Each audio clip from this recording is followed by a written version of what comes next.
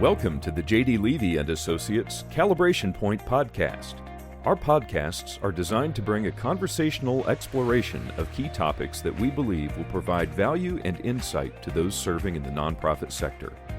We will highlight new developments in the field, latest research, and things we're learning from our own clients that we can share. I want to welcome everybody to this month's Calibration Point Podcast, and we get to welcome back Bob Jones, who has a career as a significant corporate CEO leadership roles across the board and in the nonprofit space and as a philanthropist. We've done a number of different topics with you, Bob, which have all been phenomenal. And today, as you and I talked, I wanted to have you come back on and just really talk about something that I would love to hear from you. And that I've got a lot of people who have asked similar kind of questions to me. And that is that, now when you look back from your career and your, what I would call life of leadership as a corporate CEO, as a nonprofit board member, as a philanthropist, as just a community advocate, are there two or three things that if you could go backwards in time that you, when you started getting involved in the nonprofit sector, that you wish somebody had told you about? Is there anything that sticks out to you from that perspective? Yeah, thank you, Jamie. It's always great to be with you, and thank you for all you do for the nonprofit world. I think first and foremost, as I think about it, is how messy the nonprofit world is. In the corporate world, everything's structured, and you've got people, you've got processes in place, you've got a lot of support. In the nonprofit world, we often have people that have a great vision or a great mission, but they don't have the tools to support it. And the lack of foundational elements that sometimes exist in the nonprofit world. And, coming from the corporate world, when you see that, it's pretty plain. And I've been surprised at the nonprofits. They have great passion, right? Everybody that, but yet they don't have the fundamentals. And, I kind of shape it as, if at the top of a pyramid is your mission, in order to build that pyramid, you've got to have the blocks in place to make sure that doesn't fall. And so many times in the nonprofit world, they don't have those blocks in place. And so I wish I'd understood that until getting engaged. And then sometimes you have to step back and start putting those building blocks in place, which is, as I said, messy sometimes. Okay, so let's talk about that one. So I use a term a lot. I want to get your reaction if this captures kind of what you've seen now looking back. I use the term a lot that in the nonprofit space that we often rush into capacity without developing capability. Absolutely. And we stretch the organization like a rubber band and break it. Yep. Does that resonate to what you've experienced? It's exactly right. And you could use the capacity as being that mission. We come together, whether it's solving a disease or it's a nonprofit that's focused on community development. We all acquiesce and organize around that mission, but we forget the fundamentals sometimes, and we don't have that capability to do, and we kind of lose sight of that. And I think when you build a house, you have to do it from the foundation up. And sometimes we just put the roof on these nonprofits and we forget the foundation.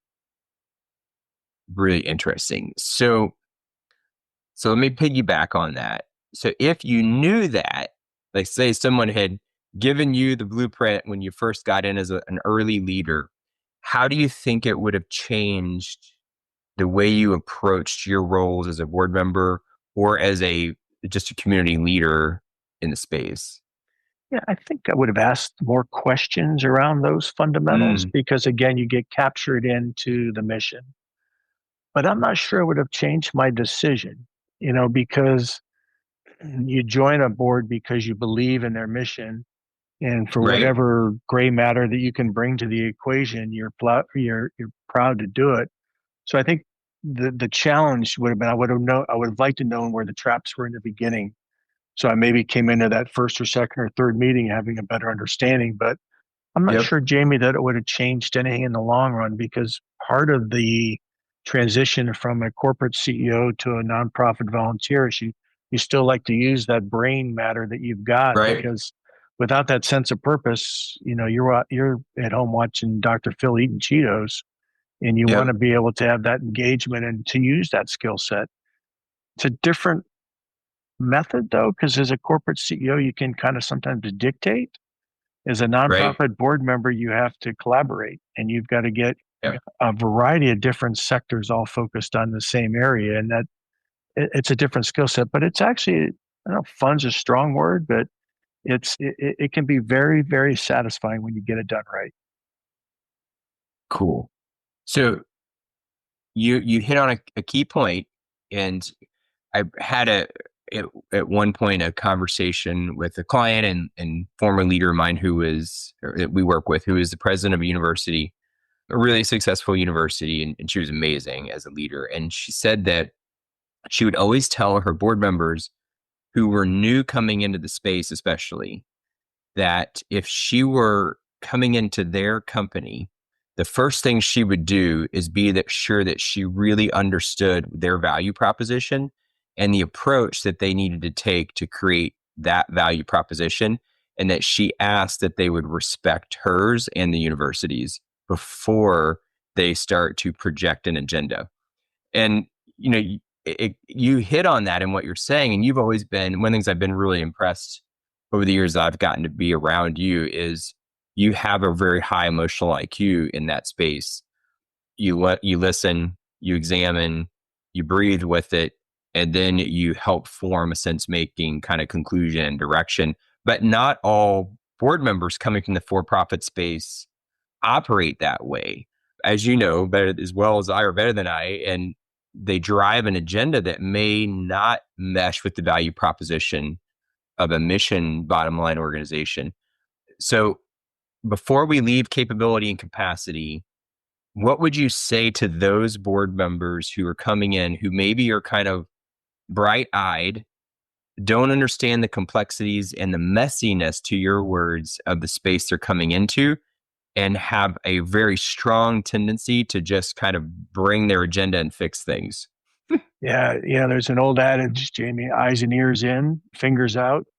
Oh, I love that. And that's what you have to remind people. And you got to have a good board chair that understands they're the conduit between the CEO and the board. And the board's job is to support the mission, but not to change the mission. And that's really hard for a bunch of people that have been sitting around corporate board tables. And, and that, that's where that emotional intelligence comes into play. But, and again, I would suggest that part of it is only go on boards where you have a passion for the mission, because you can go on a lot of boards. We get asked, but, for me to go on a board that I didn't believe in the mission, right, I'm going to try to make it to my needs, and that's not fair to the CEO. So, and again, I go back to, and I used to have to coach people on boards that, I appreciate your input, but it's input only. You're not the responsible party here. And, give me your eyes, give me your ears, but don't be getting your fingers. Don't be calling people that work for the CEO and telling them what to do. That's not your job. So, yeah, that's really good. And that is, got many situations over the years where just that's been the case. They don't understand that pathway and then what it does from a leadership perspective. Well, it just knocks the legs out from the CEO. And, I'm familiar with the situation where a board chair used to hold meetings in the facility and say, have people come talk to them. That's not your job. Your job is to talk to the CEO and to support them. And but they mean well, but it's just not the right vehicle. So, yeah, no, I totally agree with that. So capability versus capacity, number one, you had more context of that kind of table being set for you. What's another that has stuck out that you wish someone had taught you or told you about before you came in? Yeah, I think the financial challenges that most nonprofits face. Okay. Unless you're, one of the very well-established nonprofits, fundraising is such a critical role in any board. Yep. And whether it's a university board, a nonprofit board, and then just the fact that all of us need to be engaged in that process. Yeah. So many times we just, it's the development committee or the development director, but part of that coming in from the outside world is to leverage those relationships. Again, you go back to our prior, if you believe in the mission, sitting down with people and saying, hey, here's why I'm committed to this board. We'd like you to consider support.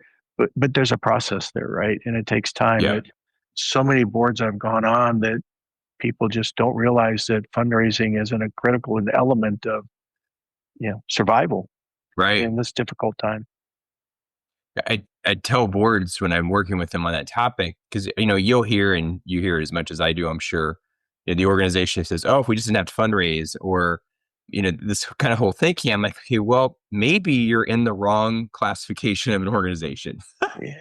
And the other thing, Jamie, is so many times it's the balance between crisis-driven fundraising and mission-driven fundraising. Right. And so many times in the nonprofit world, we're always focused in that crisis-driven.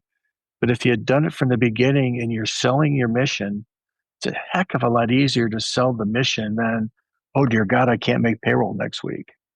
Yeah. And one of our earlier podcasts, we talked about the bankruptcy of the Cleveland Ballet. Right. I was thinking about that. Yeah. But, if every board member just believed in that mission and went out and were selling it, just like you sell in your world, you just believe in that mission and make that your focal point.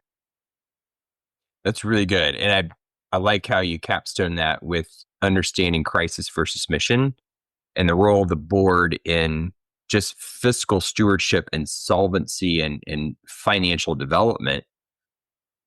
And especially then viewing that differently if all I know is crisis intervention as opposed to mission-focused engagement around the finances. Just to continue the topic, I think anybody that's looking to join a nonprofit board, make sure you understand the financial situation before you get in there, because before you get in, sometimes I love the mission. You get in there like, oh dear God, we can't make payroll next week. Yeah. But ask the tough questions on this financial side just to make sure you're not getting yourself into a role that you don't want to play. Okay, I love it. And then, do you have a third that you wish that someone had told you? I think, again, as a retired person, sometimes it's just the amount of time it's required. And this is going to be a weird one, Jamie. It's the time is one thing, but understanding the shadow that you sometimes cast in a board meeting. And this is I noticed it. I was just at a board meeting prior to this podcast that because of the role I had once played, I found everybody looking at me for responses. And you've got to be careful not to dominate the room. Yep. And just understanding that we're all, as my grandmother used to tell me, we all put our pants on the same way and we're all equal in the room. And just understanding that sometimes your voice is louder than you want it to be. And understanding that your ego or your drive, and you have to listen a lot more, I guess, is the bottom line, versus talking all the time, which is a little different than the corporate world. Yeah. Well,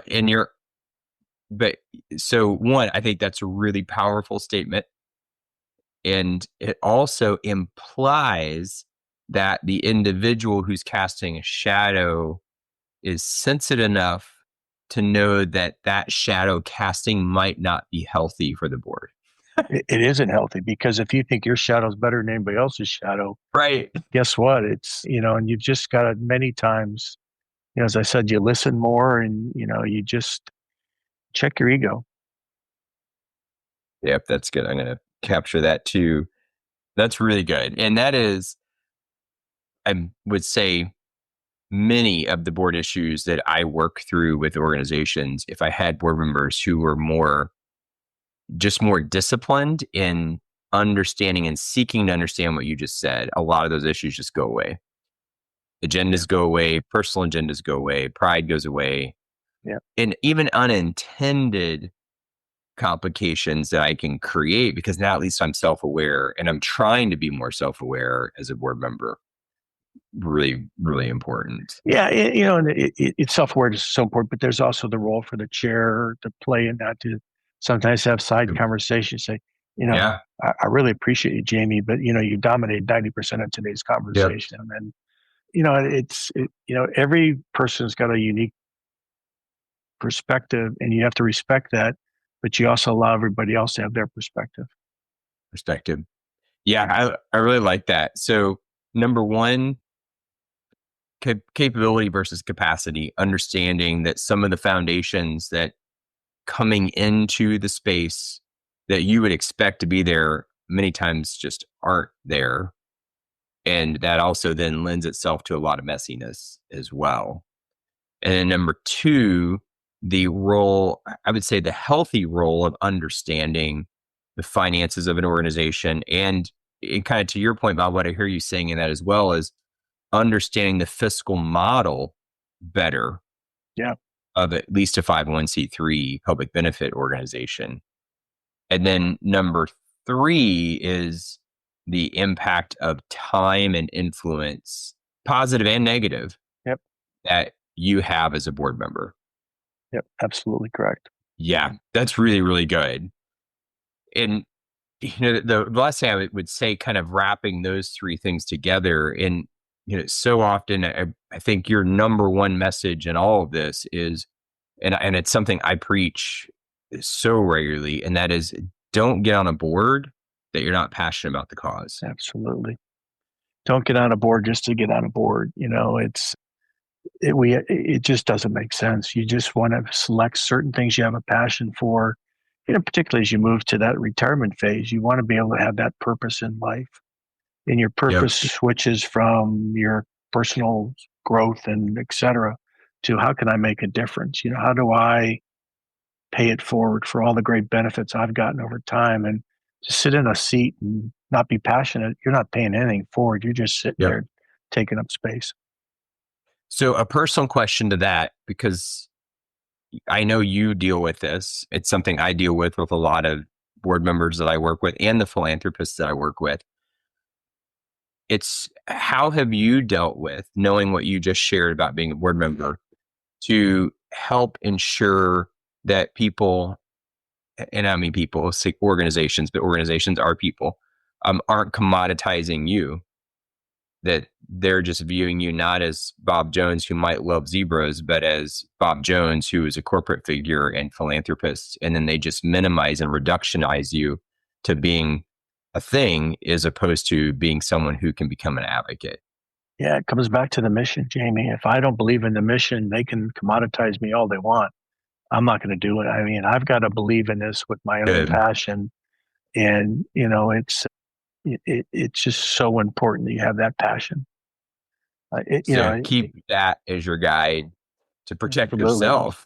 Protect yourself and to protect the organizations too. I mean, and eventually over time, you're there because of what you do, not who you are. And you just have to always remember that.